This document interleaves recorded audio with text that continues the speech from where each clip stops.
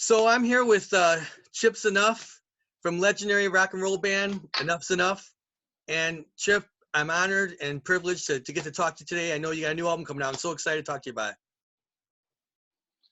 Kev, good to see your face, my friend. It's a new day and age right here. It sure is. Rock bands do interviews, and it's either Skype or Zoom, and it's pretty exciting. You get a chance to see our mugs. Obviously, I'm not the easiest on the eyes right now.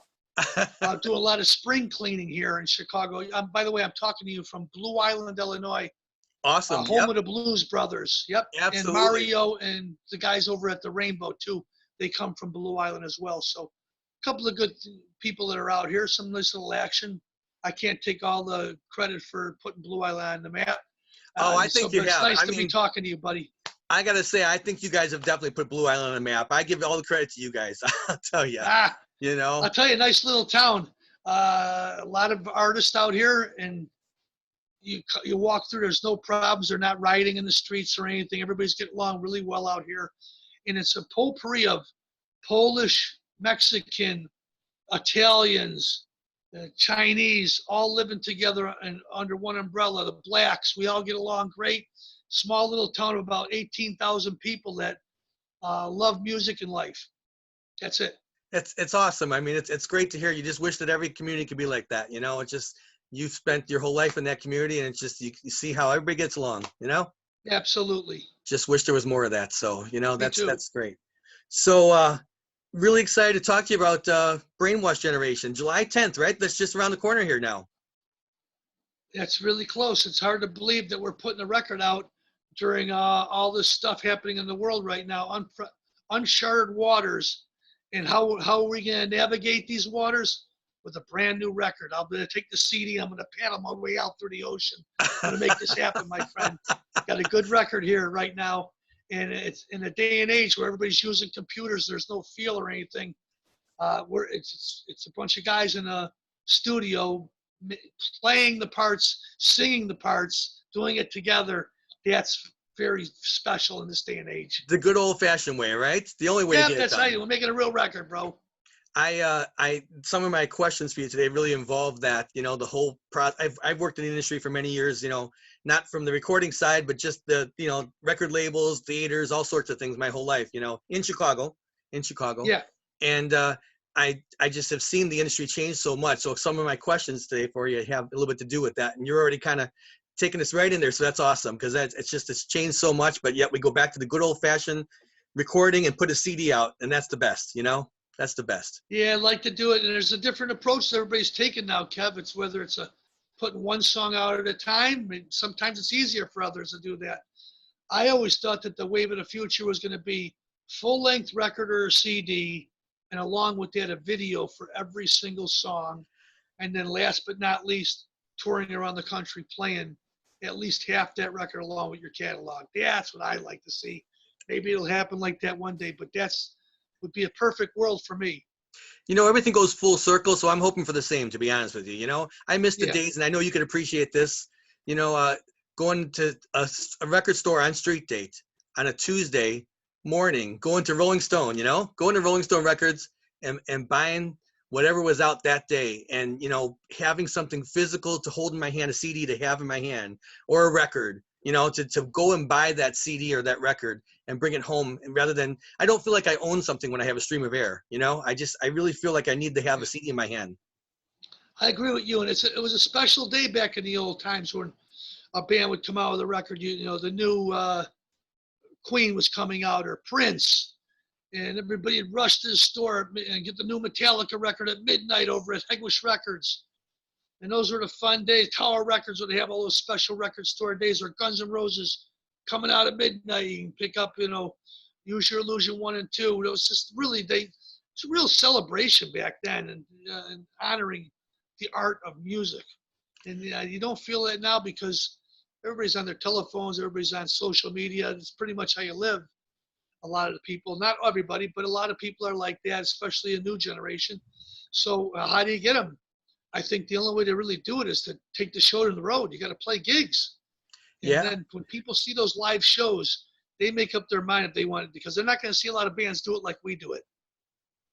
Absolutely, absolutely. You know, it's getting them to put their phones down or turn their computers off and come out to a live show. That's what it's all about anymore. You know, you Yeah, got to most see it. people that go to when you go to a concert, I see the phone being used for primarily for just taking pictures, which is great because you like to have those memories.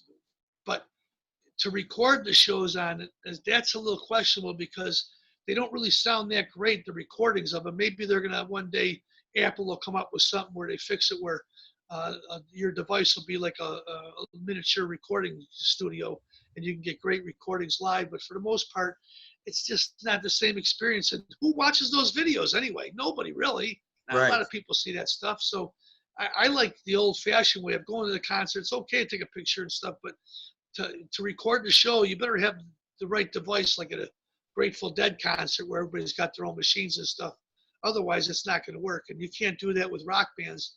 That's unheard of. So, I think that our experience is going to see your favorite band and hearing it live right in front of you, where they actually are singing and playing. That's pretty special. And in Chicago, it's been so nice to be able to see you guys up close because I know you travel the world, you know, so it's been nice to be up front and center to see you guys because, you know, just it's not a privilege everybody gets living in Chicago and getting to see you guys all these years, you know, so. No, it's nice for us, and when I look back at that, uh, on these Chicago shows. A lot of we played some pretty big rooms out here, but in the last year and a half or so, we've been playing like the Arcada Theater in St. Charles or Live Wire down on Milwaukee Avenue. These are rooms that are 1,000 people and less, and I like these small little intimate rooms too because people come out in droves. They want to see the shows, and I think that one day, with the good Lord's blessing, they'll come back to that, Kev, where we'll go back to live concerts. Everybody can celebrate together. Right now, the big shows, they're on hold. They're postponed. They're not canceled. And the smaller shows, they're moving forward. I think that we still got a good 3 or 4 months of some touring rock and roll this year. And just my lips to God's ears. Yeah, I mean, I looked at your lineup, and it was really refreshing to see that you guys have some shows booked that look like to be ready to go. Like for example, I know in August, I think you guys are going into Iowa and doing a show, and I know that it looks like the show's happening because they talk about addressing the health issue and making sure everybody's safe. So it's not something that they're saying, "Hey, we hope this happens." It sounds like they're prepared to make it happen with Great White and Autograph and you guys. Yeah, I heard about that show. That's a great one. And the social distancing will be really taken seriously at those shows. I don't think there'll be a meet and greet there, but it's a chance for people to get together outside and celebrate the great rock and roll and heavy metal that's out there. And we've been sequestered in our house with handcuffs on all this time. It's time to let our hair down. And I really believe that we'll have flattened the curve a little bit more at that time. And no one has any answers for anything, by the way. If you think about it, bro, I mean, we got protests and everybody's no problem doing that, and that's okay. But you can't go have to a restaurant and have food, Right. which is much smaller, or go to a church or synagogue or a mosque and say prayers. So there's a few things that I question about some of the rules and regulations that we're all having to abide by right now. But one thing I'll agree with is the mask, safe for everybody, and as long as you practice your social distancing, I think everybody will be just fine. You'll be able to go see concerts and enjoy a good rock and roll show.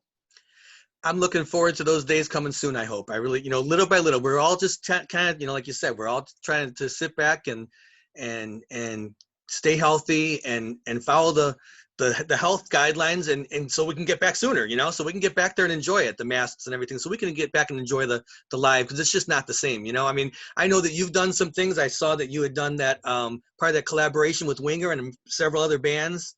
You guys had done that song online, which was really cool to watch Yeah. and see you guys look like you're having so much fun with that. Yeah, better days coming. Better days coming, right? Yeah, it was really great. It's nice to be able to sit in the room and work with heavyweight guys. Kip Winger is really smart cat. He went and got Richie Kotzen and of course Alice Cooper. You get him on a recording, you can't go wrong there. And Claus Mine from Scorpions. That was great. Right after I finished doing that, then I went in the studio with Johnny Anderson from Yes. Wow. And he's doing like a We Are the World type of a song. And I got Kip Winger on that too with me too, along with Gene Lupanti, and I think there's members of Genesis going to be on there. And I heard that they were trying to get Robert Plant. So we've been doing some good stuff. And next week I'm in the studio with if I could brag a little bit, the drummer Absolutely. from Fear Factory, Michael, along with the bass player from Megadeth and the guitar player from Faster Pussycat, is it maybe, or maybe it's Bang Tango, but doing a really cool little project. And I don't know what they're going to call it yet. I got the Zen from Mars record that's going to be coming out soon, the Tyler record coming out soon with members of Cinderella and Collective Soul. There's some really good things I've played on. I'd like to see them reach the light of day sometime this year, but my focus and attention right now is on the new Enuff Z'Nuff Brainwashed Generation record and going out and touring with Faster Pussycat in September. Yeah. So you've got the tour, the tour name related to everything with the Straight Outta Quarantine tour, right? That's how you kind of labeled it out. Yeah, I think I give credit to Amy Down on that one. He's a pretty smart guy. I think he named the tour, and then we just put it together. Our agency talked to them. Tammy and I go back a long ways. We were both tour with who was it? Motley Crue back in 1988, 88, 89, and they had a little bit more of a foothold than we did at the time, and they ended up getting the Motley Crue tour over in Canada. They were lucky to help break the band, and we ended up going out opening for Mr. Badlands. Remember Badlands with Jakey Lee? I do remember. Lucky to draw there. We got the Badlands tour, which was fun, but we were playing clubs and small theaters, and they were doing the Motley Crue tour, doing arenas. So he's been smart, and we've been hanging out ever since. Always we support each other. I talk about him on my massive radio show on the Dash Radio Network. Say good things about him all the time, and it's nice that we put together a couple of bands that collectively have sold a couple million records, had some hits on MTV, and go out and play these songs that people have grown up to love. After all these years, it's a miracle that we're out with Faster Pussycat. I gotta be honest with you. I'm looking forward to it. I think it's gonna be great. Well, that's one of the things I was going to comment on. I just think that, over the last several decades, you've seen so many musicians' careers come and go, and you've got to be proud of the fact that in 2020, you have another Enuff Z'Nuff album coming out, added to the great catalog of albums, and some of your fellow artists out there are still out there doing it with you guys. I mean, that's awesome. Kevin, it's a miracle right now. I think it's the 21st album. I think it's our 18th studio record. And to be able to have an album out here, and I got my brother Donnie V, he's singing on a song called what's the Strangers in Strangers in My Head. Yeah. He's also a co-writer on the song. We also wrote the first title track on Brainwashed Generation, which is called Fatal Distraction. So he's on a couple songs on the new record with me. And with all those heavyweights on there, Portnoy and Cheap Trick and Ace, even though it's an inaudible guitar track. I saw that, yeah. Yeah, all that stuff is, you put it all together. We put, by the way, Steve Ramone's playing a little guitar on the record as well. I think we put together a nice rock record here. And only time will tell where it's going to take us, but I'd love to do a video for every single song on the album and then put that out there. And that's also helping elevate the perception of the album, by the way, not just having to listen to the songs, but put on YouTube and you get the whole record in its entirety of videos. It's a pretty good idea, I think. Well, I mean, I love the way that you embrace the concept of the video, and I was going back and watching some of your older videos, some clips and stuff, some of the just like Letterman appearances, but some of the videos in the studio that you guys made, and they all were so well done. And it's so interesting that some artists don't embrace the concept of the video. They felt like that was forcing them to come up with a storyline for every song, but did in the process of this whole video era, back to when Jeff Downs and Video Killed the Radio Star and everything, when the whole MTV thing started and people had to make videos, did it also create some imagination too? Because you had to think about, did you ever write a song so you could picture the video versus writing the song and then having to make a video later? I don't think we look at that. I just look at songs as songs, and they paint their own picture. Right. But that's funny that you bring that up on bands making videos, because sometimes people listen with their eyes instead of their ears. Mm-hmm. And that's where the videos came in. They helped break a lot of bands. MTV loved that stuff. They played a new video, and if it did really well, they push it in rotation, active rotation, and they play it all the time. And then when your shows would open up for playing around different venues around the country, it was all really because of MTV taking a chance on what you were doing. It made it really special back then. And then everybody wanted the videos, and they try to reproduce those live, and that's very difficult to do that because it takes a lot of production. I Right. really believe that at the end of the day, when you turn a radio on or put a turntable on, listen to a CD, you don't see hair and people shaking their ass and smoke machines. Just hear about the songs. But in this day and age, people are like their capacity to listen to something for more than a couple minutes is very fragmented. So maybe a video is a good way to catch people's attention. You come up with a good storyboard to help enhance the song that you've written, and that can't be bad. No, I completely agree. I mean, I think it's a one more promotional, and it's amazing too if you go on. I'm with you as far as the old school promotion, but like you said, we almost gotta embrace some of the things that go on today in the world with YouTube, for example, like YouTube, people millions of views on things. You get a video and it's played in certain formats like that someone's watching on YouTube, and you're just seeing the hits and the hits and the hits. It's got to be good to reach the world. Well, of course it is, because that helps the bands, and helps their road crew, and it helps the promoters, and it helps all the people that are helping these shows work around the country.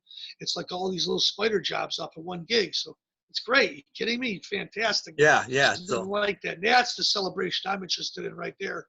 And right now, we've been sequestered in our houses all this time. When it does open up, it's going to be like the Wild Wild West. You're going to see a lot of people out there really, really pushing the envelope, and that gets exciting to me. I think that opens up a lot of opportunities. I can't wait. I tell you, I can't wait. So when you were making this record, how long has the record been in the making? I mean, I know you guys put, like you said, how many albums you put out, so many albums. It doesn't take too long between them sometimes. You guys have stayed very, some bands have been around for 30 years and put out 5 records, but you guys have had something out, every couple of years at least. How long has this record taken you to make? Not that long. We started the record in late October. We got back from our Live Nation tour with Jack Russell and Great White. We went right in the studio and started recording right there. So I had the radio show too, the Dash Radio Network I'm on every day. So on the Monster Rock, that takes up my time as well. And then I was doing other projects with other musicians I mentioned to you earlier. So I probably did the whole record in 2 weeks. Wow. And then it took another week to 10 days to mix it, master it, and then the artwork and everything. So I was able to turn it in time, because Frontiers, a lot of big bands on that label. Yeah. And Nick Teeter, who's my guy down there, says, Chip, we need the record so we can put it out on July 10th. And I said, that's great. I'll have it ready for you to go. And I pulled all the punches. I made sure I found places that would help me out, where I can find the optimum level of how I can push this record. And it's in the right direction as well. Not only with just the great musicians that help play on the album, having guys like Mike Portnoy and Dax Nielsen on the record, certainly it helps elevate the perception. But I wanted the record sonically to sound strong. And I think we captured that on this 10-song record, where it's really great fodder for what's happening in the world right now. I looked at the landscape and what our world's and how the change and everything that's happening, and I've taken that and turned it into song. That's I was listening to the music, the tracks and everything, and I can very well hear that. It was exciting to hear new music for starters, and then to hear how it's all weaves together. It's been a really cool experience to listen to the music and be excited about. Yeah, we were recording a lot of it at my studio here. I'm in the south side of Chicago. And this is my place. Can you see anything? Yeah. Oh, yeah. Absolutely. Yeah. Yeah. So you got stuff all over here. I didn't. By the way, I didn't set up any of this stuff. By the way, this was all done by my better half. But he's got good pictures. You got nice little memorabilia in here, and I can just come through here and enjoy myself. Here's my studio. I don't know if you can see that. Yep. But here's where I record. That's how I record the records, and then. Basically what I'm doing here is, I'm living in a house that's like a house of ill repute. I'm just making music every single day over here, doing my radio show. And then when I'm on tour, I'm gone for 2-3 months at a time. And I come back, and here's what I come back to. By the way, that's a signed Mick Jagger right there. Jagger signed it for me back in '83. and this is one of the shows at the now defunct Double Door, one of the greatest clubs of all time. I've seen the Stones play there 4 nights in a row, sold out. Pumpkins, Cheap Trick, Yeah. Foo Fighters, everybody's played Double Door. It's no longer now.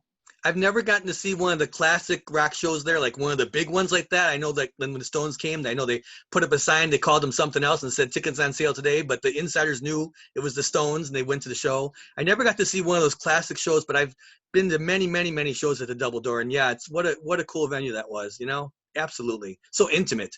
Yeah, one of the greatest places I've ever played. I gotta tell you, wonderful moments there.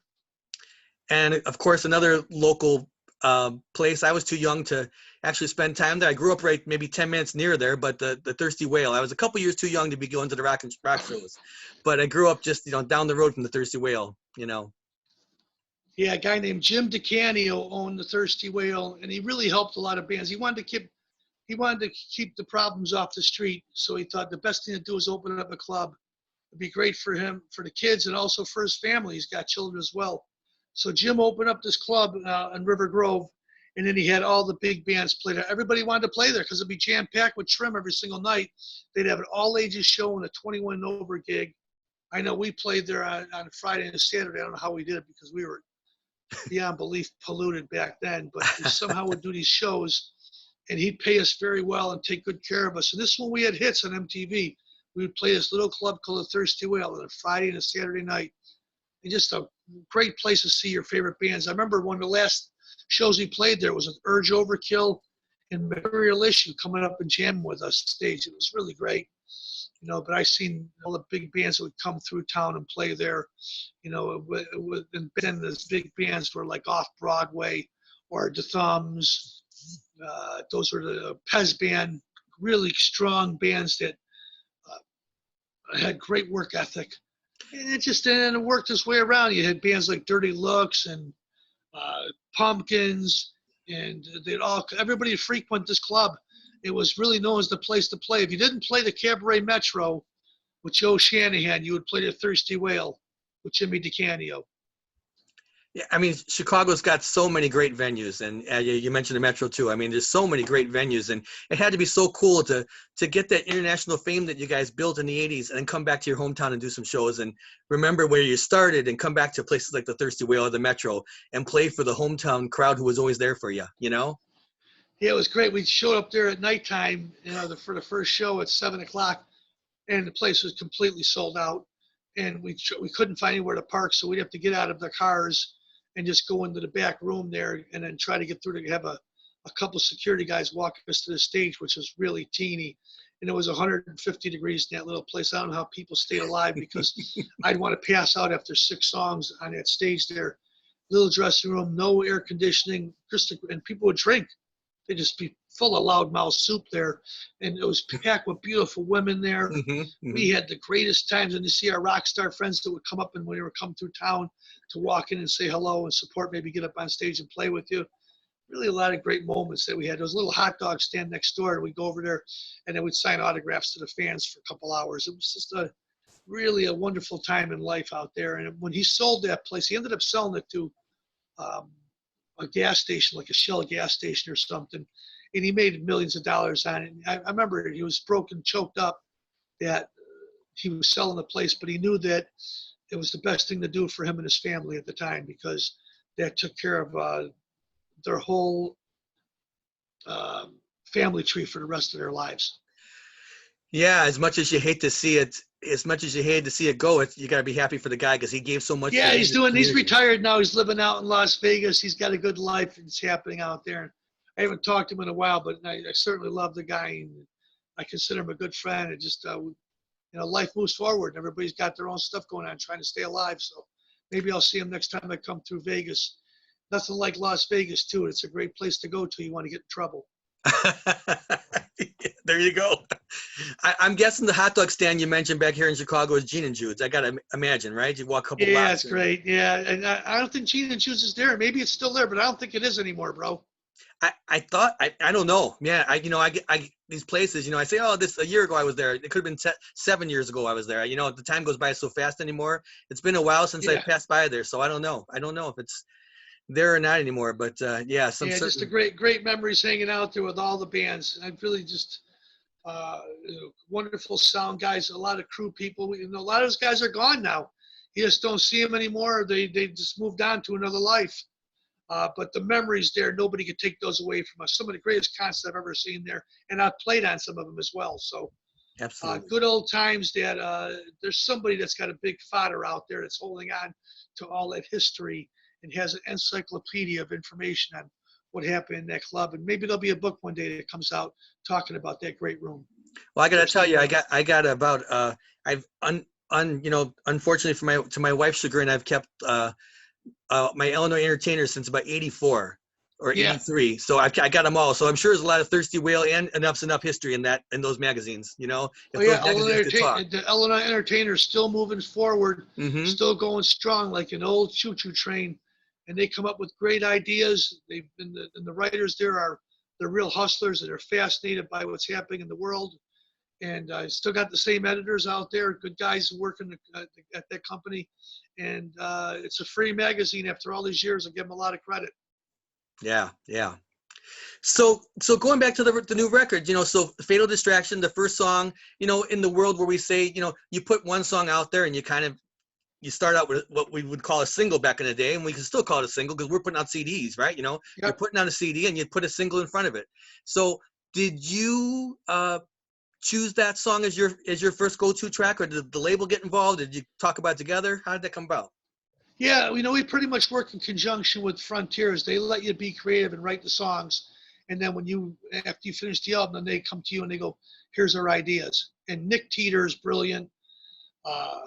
Mario's really a strong guy at the label too. He's a big proponent of the band. And Sarfino, he's the godfather there.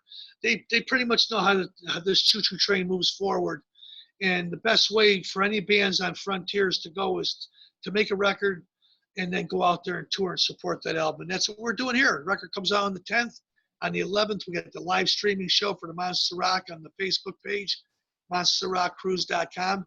And then from there, we just work our way through. We're going to do a couple more videos, and we're going to get it ready to go for this big, huge tour that we have starting up, the quarantine tour in September. That's really the game plan. In the meantime, on my radio show on Dash, so letting everybody know what's going on with not just my band, but for all the bands, the newer bands and the older bands. Well, that's the nice thing about the radio show is that you're a spokesperson for the whole industry, for the whole group of rock and rollers out there that are making, whether new or old, you're out there, you're promoting them, you're helping them to have a platform to promote their music. It's all about the music. Well, that's good. I'm a fan before anything else. So any way I can help out my brothers and sisters, that's exactly what I do. And you look at our playlist at the Monster Rock, and I'm mixing it all up really good. Big potpourri from the Pretty Reckless and Hailstorm down to Greta Van Fleet, the Struts, Rival Sons, to Cheap Trick, the Beatles. I mix it all up. I play Jellyfish on there, Mata Hoople. Of course, you got Def Leppard and Alice Cooper and Queen, all of them, and they're going to be on there. But I mix it up with old and new together. And it's not like your terrestrial radio where you play the same songs over. We got a playlist of over 7,000 songs, and we pick them all and let the fans pick them as well, Kev. The fans make the station tick. That's why we're number one. It's because we play what they want to hear. I got to tell you, it's so inspiring to talk to you just because of you have so much energy and passion for the music and all the things that you've done to keep it going for your own band. But, again, for everybody, you're just so excited and pumped about it all and all that you do to keep it going because it's, new bands coming out today. I mean, it's the label thing is is a whole different thing. There's so much self-promotion anymore. And, how, as a teenager, how do you figure out what you're going to do to promote your music? Where do you go first? Well, you do it when you're a teenager, you do it the old fashioned way. You make music and then you go and talk to your friends and pass it around and you play shows in the backyard parties, in the garages, in the basements, and you work your way around. And that's how you do it. And no different nowadays. Your bands make music, except if you're lucky and blessed enough to have a record company, that you give them the record and then they depend on you. They believe in you, so you got to believe in them. It's up to you to work in tandem as a team and go out there and support the record, playing shows, breaking your ass. the label sees that and it gives you a little bit of credibility in their eyes, and maybe they'll continue the relationship with you because there's new bands every single day. If you don't want to do it, somebody else will take your position. Absolutely. And, I spent many years in Chicago. I didn't have to leave Chicago to do this, which I felt very fortunate to do, but to work for a label, one of the big five, here in Chicago as a sales rep and just kind of travel around and sell the music, and it was always, it was some artists had great relationships with labels and others, thought that it was a bad relationship, but, it's so true that, there were so many artists that really wanted to work, bands like yourself, your band, that wanted to work and get it done. And those were the bands you wanted to work 10 times as hard to help them because they just cared so much about it that you wanted to, I wasn't at the top levels of the company. I was, middle, sales and marketing, local Chicago and in the region, but to go out there and to really, you liked the music for starters, but you respected the artists who were so good to you that really got how the promotion machine worked. Yeah, you really did. And listen, it's all about hustle at the end of the day, okay? And how far you're going to go, how much you want to work, how hungry you are. In any walk of life, it's like that. Luck is the resin of design. So you going out there and doing all those years of promoting your own self, it's helped you out. It give you a lot of knowledge to move on in the future. But record companies, when they sign bands, they expect the band to go out there and support their work, their art. And if you're just a band that wants to just put records out, maybe a record company is not the way for you to go. Maybe there's another way to do it on your own, because I want to reach as many people as possible. And my label will help me do that. If I'm doing it by myself, I'm not so sure I can obtain those goals, those lofty goals that I've set for myself. So be good to your label, and usually they're good to you.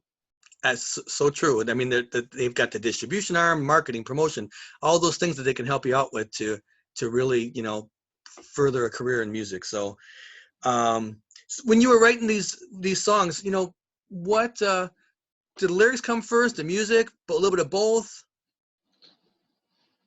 Kevin, I gotta be honest with you, songs are written all different ways, and it's usually I couldn't just pinpoint and go, yeah, it's music first. Uh-huh. It usually isn't music first. Sometimes it happens that way. It usually comes up with a story. You see something that's interesting and profound, and that one little small, whether it's a metaphor or a joint, an ashtray that's lit, lipstick on a glass. There's something that's going to be inspiring to you. And that's how it usually happens. It doesn't really happen one certain way. It happens a bunch of different ways. A lot of this record right here, for instance, on Brainwashed Generation, a lot of this stuff, the template of the songs were written with me just humming into my phone. And that was it. And then I brought it back home and then started deciphering things and putting it together. So it's wide open to interpretation every single time. I think that's when I write, some music locally and everything. And I think that when I just let it go, that's when it's the easiest thing, when I don't try to overthink it. Like you said, just have a voice recorder, have a hum into the phone or something, or just I used to write like song leaders. I used to come up with titles. And like you said, it could be something in an ashtray, whatever. I would just think about, I'd look at my surroundings and just maybe come up with like 5 song titles a day, and then just try to write from that, just to give me, I didn't want to plan it. I wanted music to just happen organically for me, but just to kind of throw some ideas out there. I'm always looking at my environment, to just see what's, Yeah. So. And everybody has their own sense of balance. Everybody has their own idea on how they're going to do their own template, how they want to put things together, how they feel most comfortable. So for all songwriters out there, we're all musicians. We're just going around the world every single day and hopefully finding inspiration somewhere. And that's where the songs come from. And that's for all musicians as well. It's quite a challenge out there to come up with something new and fresh. It's all been done a bunch of times, but it's about interpretation, and it's about the timber that you carry as a person. It comes to everybody within time. I know a lot of cats, they go weeks and months without writing one song, and they write 10 in a week. So you'll find inspiration when it comes to it. Just gotta keep your eyes open and keep your nose to the grindstone, and you'll have an opportunity to find greatness. Believe me, you will. We all have. We have all touched on it. Everybody has it in them. That's great advice for songwriters out there for sure. It's great advice. It's great advice. Going back, you said a little bit ago, you said about 2 weeks, you said you were working in the studio to get this record finished. Now, the songwriting, when you put the songs together, thinking about over the course of a year, or did you sit down with divine inspiration for those 2 weeks and say, here's my songs, I'm writing them, I'm recording them, I'm producing them, or have these songs been building in your head for a long time that they kind of came to in that short period? Some of it's stuff that was written a while ago, and other stuff is new. And it just came from different places. I'll tell you, when I was making the record, I just was putting down ideas. That's it.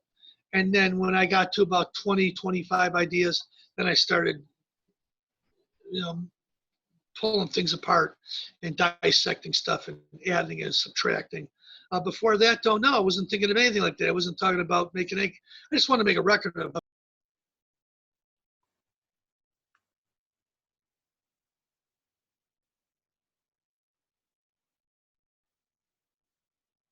sonically and go, okay, this sounds like Enuff Z'Nuff.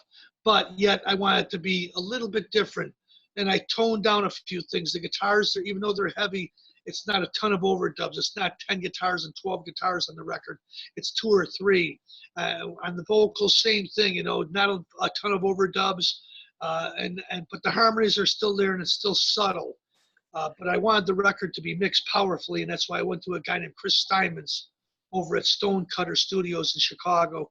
And he's worked with guys like White Lion and Ozzy Osbourne and Alice Cooper. And I knew that's the kind of guy I wanted to mix the record. And he really brought everything out. And not only did we get wonderful performances on the record, but I think we got a pretty strong rock record in this day and age where everything is a single anyway. You just put one song at a time. God, we're giving you 10 of them right off the bat. Come on out. We throw the punches immediately, and boy, you'll get every one of these songs because there's no age limit on it. There's no rules. There's no regulation. It's the real rock record at the end of the day. Yeah, I've enjoyed having a chance to listen to the whole thing, you know, several times now, and just kind of enjoy the songs. And what's when you sequence those songs, or do you say, hey, we're putting them out, like you said, you know, it's just 1-2 punches. It comes out, you listen track by track. Do you sit there and say, okay, I want this track to be first, I want this track to be second on the album, this one goes well because it kind of goes? No, those decisions are made until all the songs are picked, and you have your group of material that you want to add on this one piece of art, this one record. Yeah. And you go, I'll put Pink Floyd did it in 5 or 6 songs. They're brilliant. Led Zeppelin did it in 7 or 8 songs, you know. Nowadays, a lot of bands want to put out as much songs as possible, but I believe that too much information could be detrimental. It's just 10 songs is quite a bit of material for one record in one sitting, an hour of material, because most people don't have an hour to waste to hear a record. It's not like it used to be. It's not celebrated the same way. So I wanted to make a record that was a very non-linear, but you listen to it within the context and the framework of listening to an album worth of material, as opposed to just hearing one song. And you don't pick out those songs and sequence it until the whole work is all bondoed and ready to paint. And then you go, okay, I hear it. Yeah, this could be the first song on the record. This one could fit for this track number 5. You really don't know that. I don't know anybody that makes a record and it's all sequenced in their head before they put the record out. But maybe there are artists that are geniuses that have done that, like Pink Floyd, Dark Side of the Moon, or Led Zeppelin, or Queen, Sheer Heart Attack, where those records, there's a peak and a valley to all those songs and all those records. And that's what I tried to capture here. I wanted peaks and valleys, bring it up and bring it down like a roller coaster. And I think that I nailed it there. Yeah, no, I think it plays through very well. And so it's interesting because yes, the sequencing happens later on, but you write the songs, you don't worry about it at that point. But at the end, when it's all done, then you kind of shuffle them and say, okay, this one next to this one, that one. But until that's done, until the music's done, it's not an issue. Yes. That's true. And every record's been like that too. I'm there from the very beginning of the record all the way till the end when they're getting ready to press it. In other words, the producing of it, the performing of it, the mixing of it, the mastering of the record. I'm there all the way through. And then when it's all done, all the interviews and talking to all the journalists around the country. And that's the job. And if you don't want it, then you move out of the way because there's other cats out there that are real hungry and they want to play music. So that's it. At the end of the day, luck is when preparation meets opportunity. That's all it's about, my friend. Well, that's the exciting thing about watching the band's career is just that you are always there on the front line to promote it. Always everything you do. There's so much that you're out there doing. Talk just right now. The time that you've taken today to talk to me for a few minutes. Just that you're always out there promoting, and just you're your best salesperson. That's the job, Kev. I remember when I was younger, and Rick Nielsen saying, we're not all built to do this, but if the ones that are, go out and do it. And Bon Jovi saying, if you don't want it 365 days of the year, get out. And, those are words those guys have told me right to my face. And I got to say, they're absolutely right. It's a dedication. It's a special gift to be able to go out and make records every year and tour around the country. Not a lot of guys that can do it out there. For me to still be making records with Enuff Z'Nuff all these years, it's an absolute miracle, a gift from above. And I'm just grateful I get a chance to talk with you and the journalists around the country to let them know the new record's out and they're interested in what the band's doing. That means everything to me because this doesn't last forever, my friend. Yeah, no, it's very exciting that we've got new music to look forward to. And for fans of the band that always look forward to the harmonies, you touched on the harmonies for a moment there. The harmonies are great on this record. Like you said, you don't overproduce anything. You just it's music. It's rock and roll, but those harmonies are right in there, and it's so neat to hear the harmonies of the band. That's one thing I can always say I've enjoyed so much about the band is hearing those awesome harmonies. And thank you very much, Kev. I appreciate that. You'll get those harmonies live in concert. Our band is pretty solid. They all can sing their ass off. Tori Stoff-Reagan on lead guitar, wonderful lead singer. Could be the lead singer of the band. He's that good. Alex Kane goes out there, plays guitar, brings the show every single night. We also have Steve Ramone, who plays with us when Alex is not with us. Wonderful singer, guitar player. And Daniel Benjamin Hill. That rounds out Enuff Z'Nuff. That's the band in the 21st century right now. And I hope that people are going to get a chance. If you like the old catalog, we'll be playing those songs as well because I respect that. And I'm proud of our wonderful assortment of songs that we've released throughout our year. We got a wonderful catalog of material, and I celebrate that every single night. But it's not just about the past, it's about the future as well. And we give it all every single night with our live performances and showing what we're doing now and what direction that we're headed in. And Brainwashed Generation is just another extension of that long road that we built throughout these years of our career. And I think people, come on, take a trip with us. It's an hour out of your day one time, and I guarantee we'll catch your attention.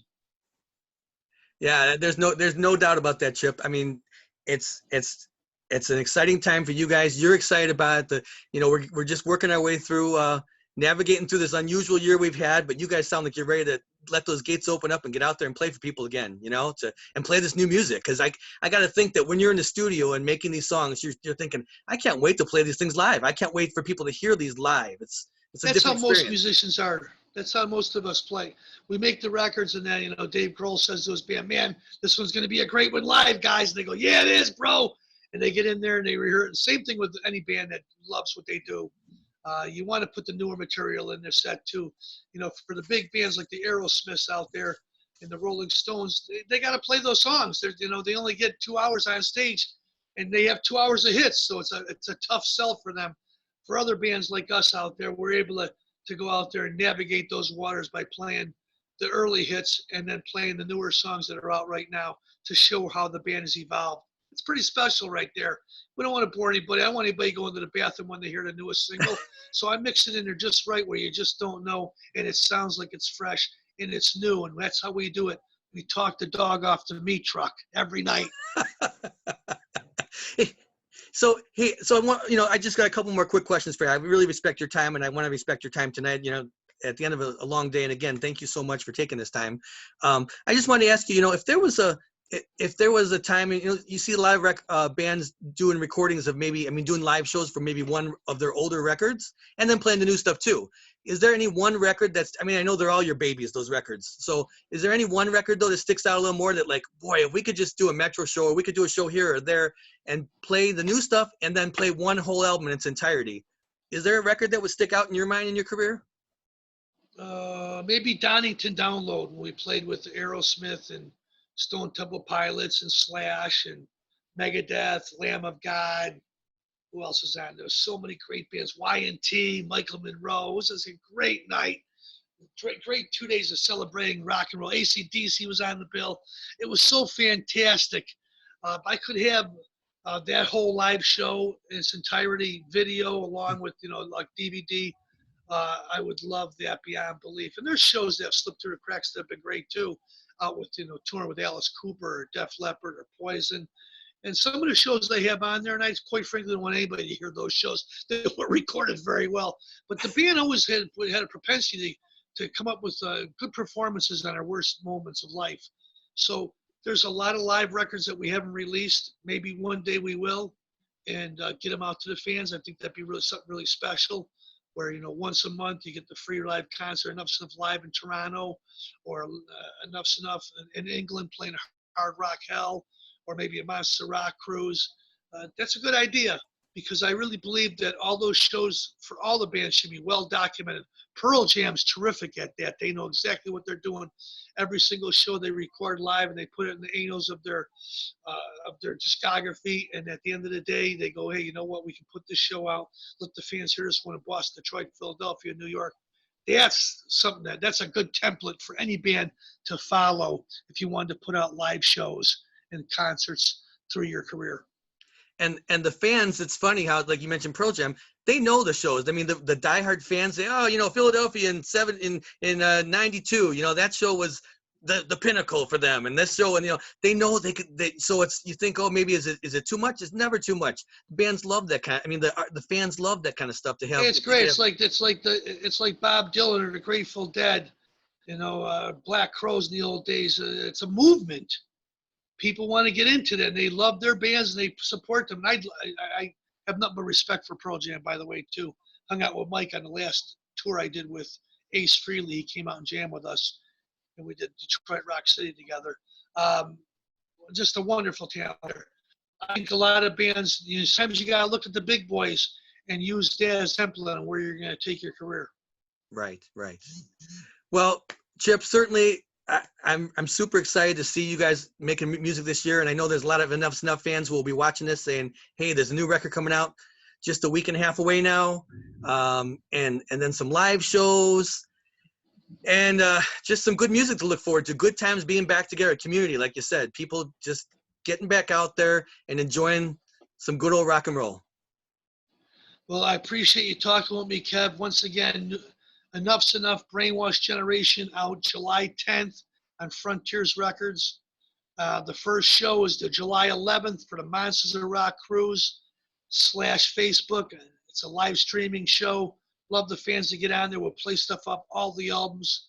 It'll be a nice long rock concert, and we'll try to divulge a couple nice, fresh new things out there, and give you a few new bells and whistles. And then, of course, September, Faster Pussycat, Enuff Z'Nuff with special guests.